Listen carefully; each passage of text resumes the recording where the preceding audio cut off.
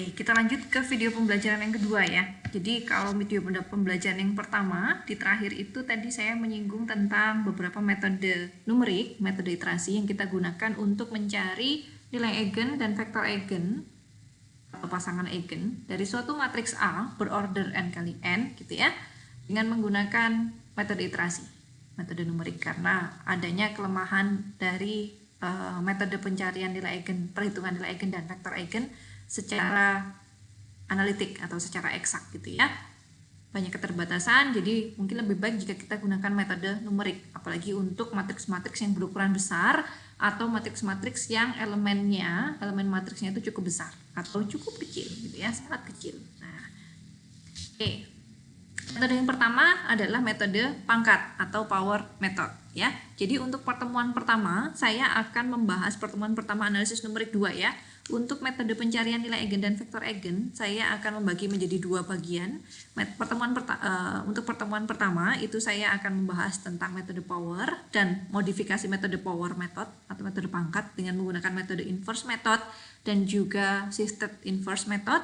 Sedangkan untuk pertemuan kedua saya akan membahas tentang metode Jacobian dan juga metode Householder untuk membuat matriks menjadi matriks tridiagonal lalu mencari nilai eigen dari matriks tridiagonal dengan menggunakan metode HIR gitu ya. Kalau di metode pangkat, metode inverse pangkat dan metode shifted inverse pangkat itu kalian mendapatkan satu nilai eigen dan satu vektor eigen yang berkaitan dengan nilai eigen tersebut. Pada metode Jacobian dan metode Householder itu akan diperoleh semua nilai eigen dan vektor eigen. Sebetulnya ada metode satu lagi namanya deflated technique gitu ya, tapi banyak kekurangannya, jadi saya lebih prefer untuk langsung masuk ke metode Jacobian dan Householder untuk pertemuan depan. Oke. Untuk pertemuan kali ini kita akan masuk dulu ke metode pangkat. Jadi metode pangkat ini metode iterasi yang paling sederhana yang digunakan untuk mencari nilai eigen dominan ya, bukan semua nilai eigen tapi hanya satu nilai eigen dari matriks A, di mana nilai eigen tersebut adalah nilai eigen dominan. Nilai eigen dominan itu apa maksudnya? Nilai eigen dominan adalah nilai eigen yang memiliki besarnya itu paling besar dibandingkan nilai eigen lain gitu. Jadi nilai eigen terbesar, absolutnya ya, nilai absolutnya ya, maksudnya yang terbesar itu. Dari 0 itu jaraknya dia yang paling jauh gitu, atau nilai eigen dominan. Dan vektor eigen yang berkaitan dengan nilai eigen dominan itu, jadi vektor eigen dominan dari suatu matriks ya. Jadi hanya mendapatkan satu nilai eigen di mana nilai eigennya adalah nilai eigen terbesar atau nilai eigen dominan dan vektor eigen yang berkaitan dengan nilai eigen tersebut, yaitu kita sebut sebagai vektor eigen dominan juga. Oke, metode pangkat pasti akan berkaitan dengan pangkat ya, tapi pangkat dari apa? Kita lihat langkah-langkahnya. Jadi langkah-langkah untuk mencari nilai eigen dominan dari suatu matriks itu yang pertama kita tetapkan dulu suatu vektor awal x1 gitu ya, tentunya dimensinya tentunya berupa vektor kolom dengan banyak baris sebanyak matriks A ya. Lalu kita tetapkan iterasinya K sama dengan 0, lalu kita hitung YK.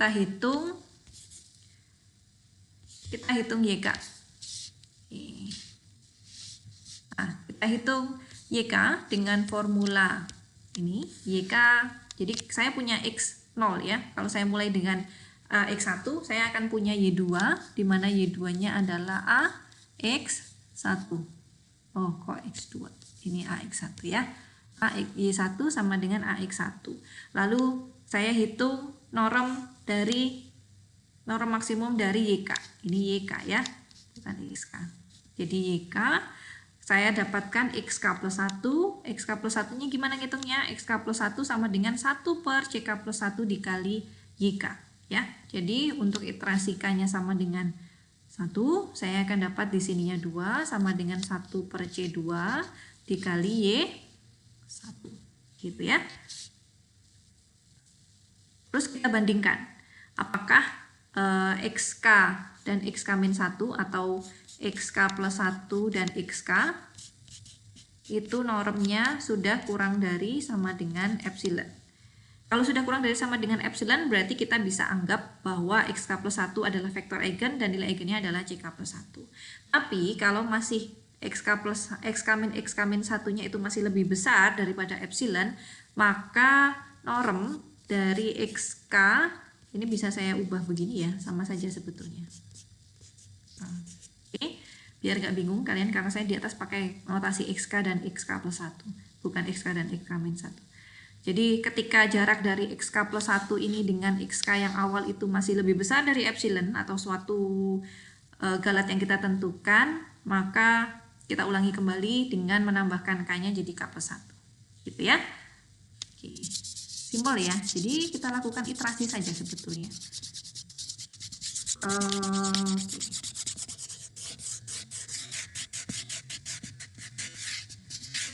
Karena kuliah daring, kalau di kelas saya bisa pakai proyektor dan juga papan tulis ya. Kalau di kuliah daring saya hanya bisa memanfaatkan layar screen laptop saya, jadi harus dimanfaatkan semaksimum mungkin ya. Oke, jadi kenapa ini bisa, kok bisa ini bisa jadi nilai eigennya ya? Jika plus 1 bisa jadi nilai eigen, XK plus 1 bisa jadi nilai eigen ya, gitu ya. Nah, yang ini ya, dari langkah yang ini kalian bisa dapatkan, saya kalikan CK plus 1 ke sebelah kiri, jadi saya dapat CK plus 1 dikali XK plus 1 sama dengan YK. Oke ya, dimana YK tadi apa? YK tadi tidak lain adalah A dikali XK ya. Ini adalah CK plus 1, ini XK plus 1. Oke. Kenapa tulisan saya jelek sekali ya? Bisa seenak pakai spidol di kelas ya. XK plus 1 di sini adalah XK plus 1 sama dengan A dikali XK. Ya. Nah, jika perubahan dari XK plus 1 dan XK ini sudah tidak terlalu besar, artinya kan kita bisa anggap bahwa XK plus 1 itu sudah hampir sama dengan XK ya, ketika dia kurang dari epsilon. Maka XK plus 1 sudah hampir sama dengan XK, maka ini adalah vektor eigen ya, vektor eigen dari A. Untuk nilai eigennya adalah CK plus 1. Jadi sebetulnya idenya sesederhana itu ya. Kita bisa dapatkan vektor eigen dan nilai eigen hanya dengan menghitung aja, dihitung iterasinya.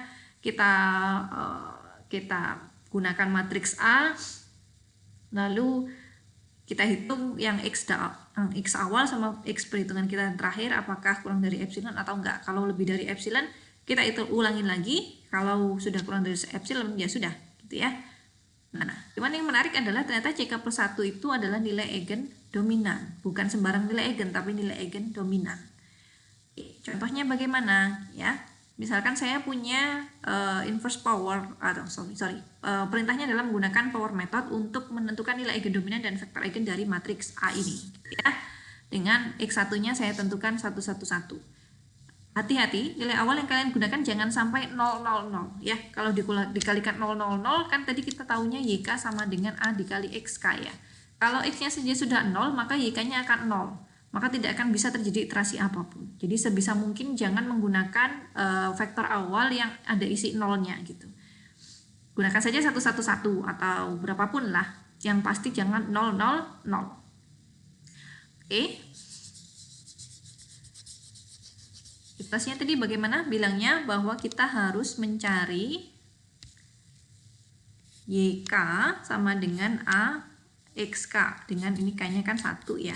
K-nya 1 berarti saya cari Y1 sama dengan A dikali X1, di mana A-nya ini, X1-nya ini, sehingga saya dapat Y1-nya adalah 6, 8, dan 12. Lalu saya definisikan C2. C2 apa? C2 adalah maksimum dari elemen dari Y1. 6, 8, 12 maksimumnya di 12, sehingga saya bisa dapatkan X2. X2 adalah 1 per C2 dikali Y1, yaitu 1 per 12 dikali 6, 8, dan 12, sehingga dapat setengah, 2 per 3, dan 1.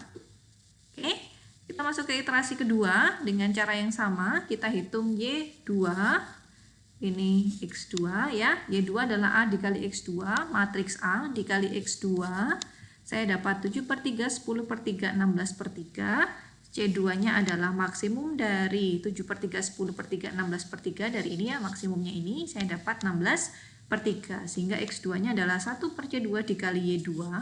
Ini C3 ya. C3 ini X3. Ya betul. Ini X2, ini C3. 3/16, seper dari 16/3 adalah 3/16 dikali 7/3, 10/3, 16/3, sehingga saya dapat 7/16, 5/8, dan 1.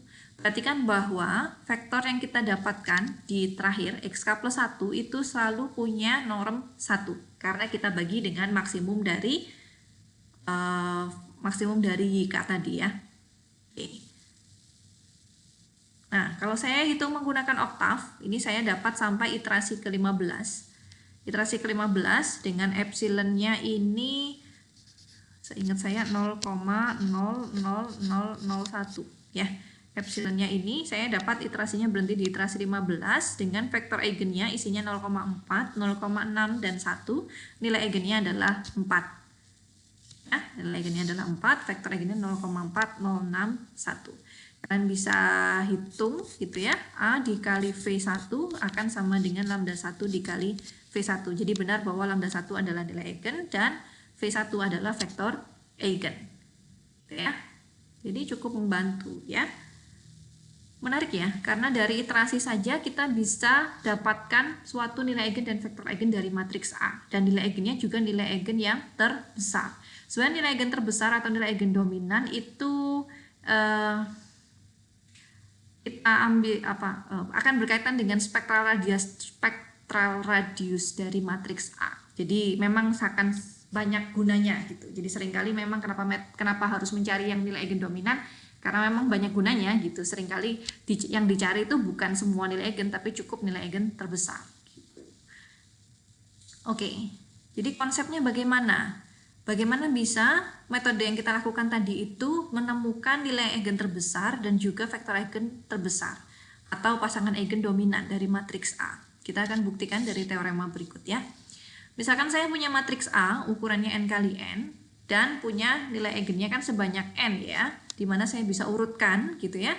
Lambda 1 sampai lambda n, saya anggap lambda 1 ini adalah nilai eigen terbesar, nilai eigen terbesar dari matriks A.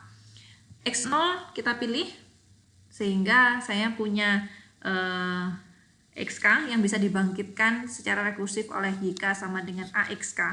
X0 saya pilih gitu ya, YK-nya AXK, XK plus 1-nya adalah 1 per CK plus 1 per YK, di mana CK plus 1-nya adalah maksimum dari YI. Ya. Kita akan buktikan bahwa si vektor XK, barisan XK tadi, X0, X1, X2 akan konvergen ke V1, yang tidak lain adalah vektor eigen dominan, sedangkan CK-nya akan konvergen ke lambda 1, yang tidak lain adalah nilai eigen dominan. Kita akan buktikan ya. Oke. Kita tahu bahwa matriks A itu punya n buah nilai eigen, gitu ya, yang bisa kita urutkan. Tadi apa? Saya punya lambda 1 yang lebih besar dari semua lambda J gitu ya. Jadi atau tadi itu lebih begini sih, kalau kalian mau saya jabarkan lebih banyak lambda gitu ya. Oh ini kan beda semua ya tadi ya, kita asumsikan beda semua lambda n, sehingga saya bisa tuliskan lambda itu sebetulnya lebih dari semua lambda J, di mana J-nya itu tidak sama dengan 1. Oke. Nah, kita tahu bahwa vektor VJ, vektor eigen VJ itu membentuk sebuah basis untuk ruang berdimensi n. Jadi karena ada n buah nilai eigen, maka akan ada n buah vektor eigen. Nah, n buah vektor eigen itu bisa saya jadikan satu himpunan ya, himpunan vektor eigen dari matriks A. Himpunan vektor eigen tadi itu akan membentuk sebuah basis untuk ruang berdimensi n sebanyak order dari matriks A berdimensi n. Maksudnya bagaimana? Jadi kalau saya ambil sebarang vektor berdimensi n itu bisa dibangun dari kombinasi linear dari vektor eigen dari matriks A. Ya. Jadi karena vektor awal kita tadi kan x0 ya, x0 atau x1 lah. Itu bisa kita bangun dari B1 kali V1, B2 kali V2, dan seterusnya sampai Bn kali Vn. Atau kalau saya sederhanakan, bentuknya jadi bentuk summation ya, bentuk jumlahan begini. Jumlahan dari BI sampai VI, dari I-nya 1 sampai N.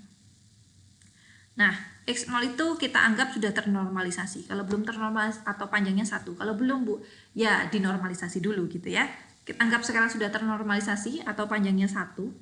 Dan kita tahu juga bahwa vektor eigen Vj dengan J-nya dari 1 sampai N itu memenuhi persamaan AVJ sama dengan lambda J dikali Vj. Karena kita tahu Vj adalah vektor eigen yang berkaitan dengan nilai eigen lambda J. Oke, kita hitung untuk Y0 ya. Y0 adalah AX0 sesuai langkah pertama di metode pangkat. Y0 sama dengan AX0 di mana A dikali sigma BI VI gitu ya. Karena A ini adalah matriks konstan, saya bisa masukkan ini ke sini gitu ya. Jadi saya dapat yang ini di mana AV kalian tahu di sini ya. Yang ini kalau saya ganti indeksnya kan juga boleh ya. Iya, ya. Lambda I dikali VI ya. Gini. Nah, gitu ya. Jadi AVI bisa saya ganti dengan lambda I VI, gitu ya. Oke, saya dapatkan Y0 adalah sigma dari BI dikali lambda I VI.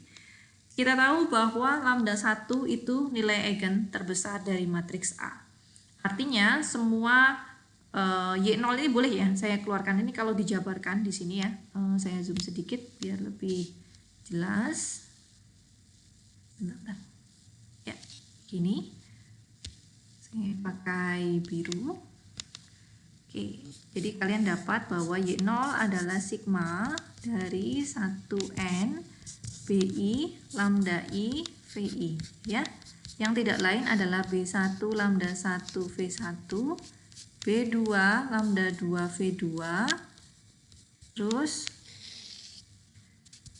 B3 lambda 3 V3, maaf ya agak keriting tulisannya, dan Bn lambda n Vn.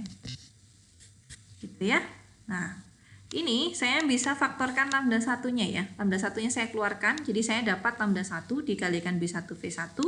Jadi dibagi lambda 1, dibagi lambda 1, dan dibagi lambda 1. Oke.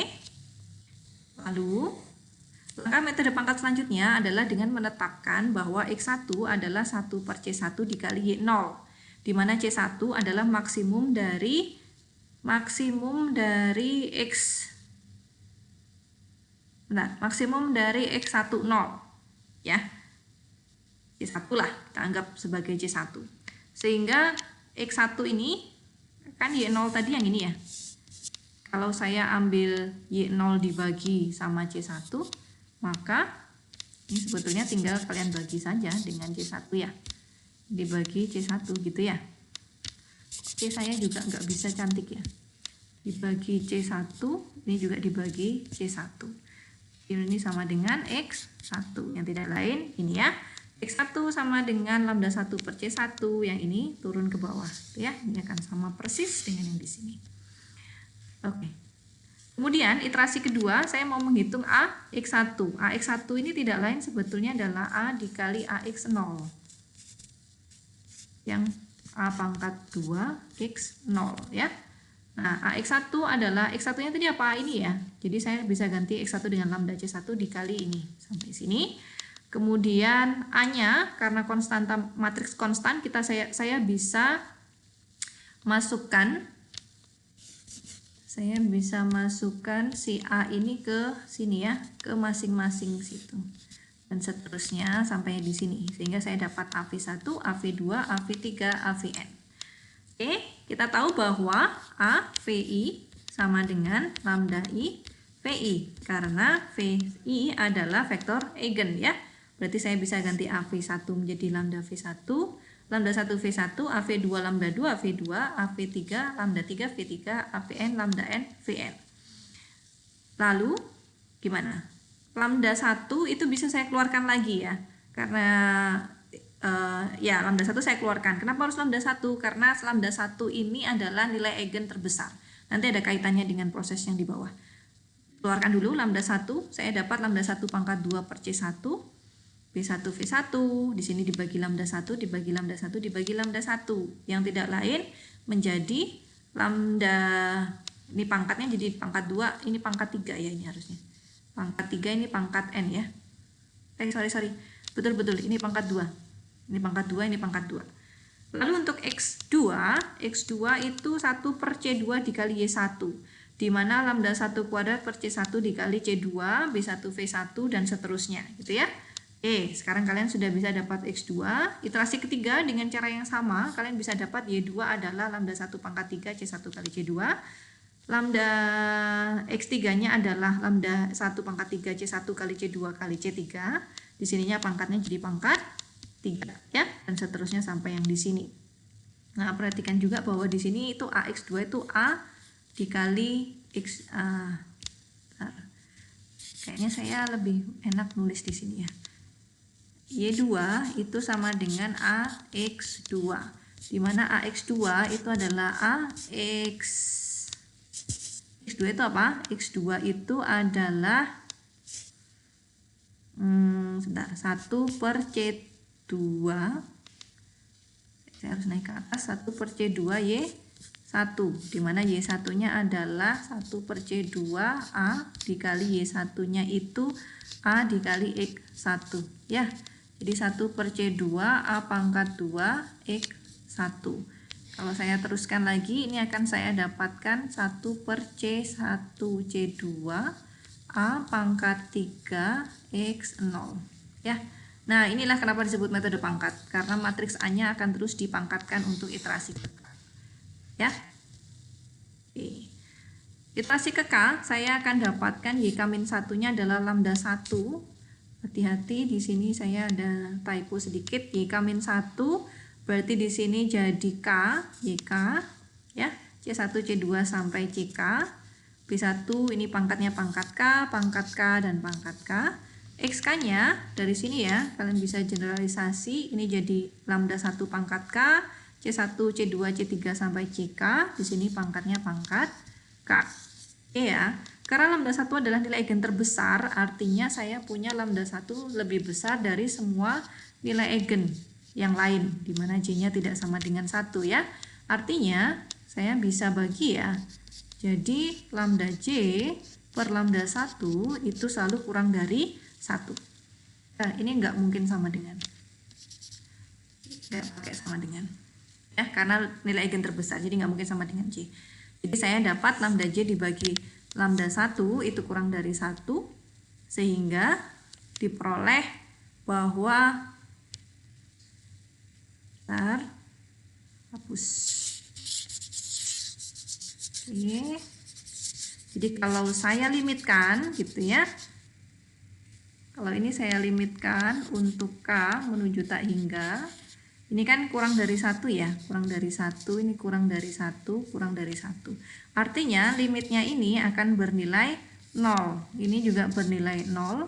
Ini juga bernilai 0 gitu. Jadi tersisa hanya suku yang di depan ini saja. Ya, jadi saya bisa tuliskan bahwa limit K menuju tak hingga dari BJ, lambda J per lambda I pangkat K VJ sama dengan 0. Kemudian limit XK tinggal suku yang paling depan ya, jadi lambda 1K B1 per C1 C2 C3 sampai CK V dikali V1 ya.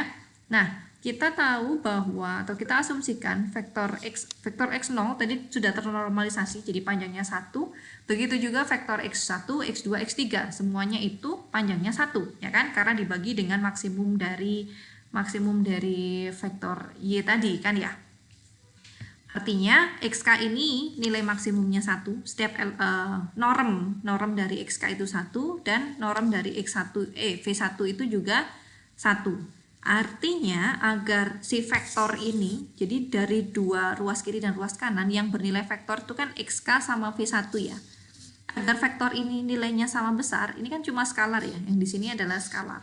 Agar XK sama dengan V1 untuk setiap elemennya itu sama, pasti dan maksimumnya juga 1, maka nilai pengalinya di sini juga harus mendekati 1 ya, agar tidak